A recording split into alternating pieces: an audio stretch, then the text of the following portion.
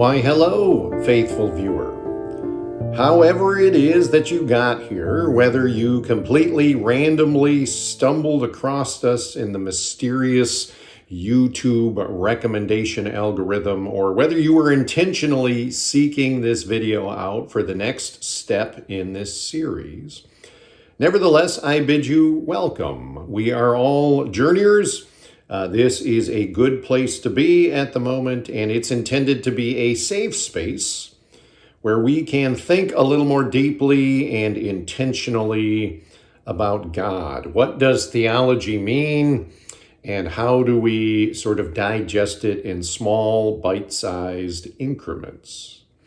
So we have talked about things like mystery and how we all kind of get to the end of ourselves and to the end of the understanding, not just of our individual selves, but of our collective selves.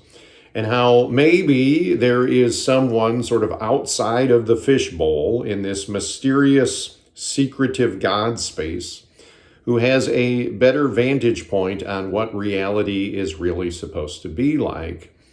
So one of our wonderings might be, well, how would we ever get to know who this person or this thing is in that God space, in that mysterious place beyond the veil of our knowing? And this is where I'm going to suggest maybe the next bite-sized piece to our theology might be revelation. Revelation kind of has a dark, ominous overtone to it in our vocabulary, but it comes from that root to reveal. And therefore, the suggestion is by theologians that God reveals God's self to us. The main way that we know God is through how God chooses to reveal God's self. I am going to suggest that there isn't one main way that God reveals himself, but that there are multiple ways. I'm going to suggest primarily three. And let's talk about those types of revelation. So the first way would be sort of just through the natural order of things. There is lots that we see in nature, and the theory behind this kind of revelation about God is sort of like how an artist, there are pieces of the artist's self within the artwork that the artist makes. So whether it is a painter or an author or a sculptor or whatever, a musician, that the artist sort of puts pieces of themselves in there. So you can learn a little something about the artist through the art which the artist makes. And likewise, if God is the one who has made this world, maybe there are things that we can learn about God from what we see in the natural world around us. Things of beauty, things of mystery, things of life and teemingness, and some of these other qualities, variety. This is what some people would call general revelation. It is available to anybody and everybody. It doesn't matter if you believe that there is a God or a creator or anything divine. You can see things, you can recognize patterns in the natural order of things. The second type of revelation I'm going to suggest is what I would call a divine appearance. And in this sense, God sort of steps from behind that mysterious veil and then reveals himself directly to usually an individual, maybe a group, but obviously not to everybody. Not everybody has a divine appearance. This would be something where you see God or some form of God, where you hear from God, even if you can't see a direct form. Or maybe you have a particular feeling in a moment, whether it is through a vision or a dream, where you feel like you have somehow brushed up against the divine. This would be sort of like in a play, where yes, you've got the actors on the stage and they are the primary ones that you know, but it's possible that the director could step out from behind the curtain and make a special appearance, that somehow God seems to have perhaps made these special appearances over time. And then the third type of revelation that I would suggest is what I'm going to call not a divine appearance, but a divine artifact.